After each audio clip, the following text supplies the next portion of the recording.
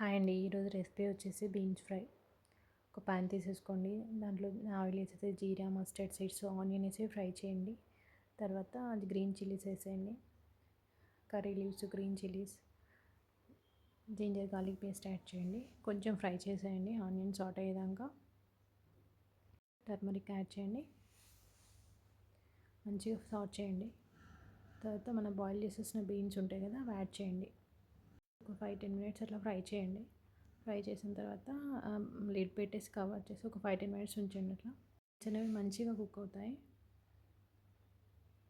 ఒకసారి చెక్ చేసుకోండి బీన్స్ మంచిగా కుక్ అయ్యాయో లేదో అని. ఒక 10 మినిట్స్ అలా మళ్ళీ ఫ్రై చేయండి. తర్వాత సాల్ట్ యాడ్ చేయండి. తర్వాత రెడ్ చిల్లీ పౌడర్ యాడ్ చేయండి. కొరియండర్ పౌడర్ యాడ్ చేయండి. ఒక 5 మినిట్స్ అలా కుక్ చేయండి, కారం కుక్ అయ్యే వరకు. Simple and tasty beans fry ready.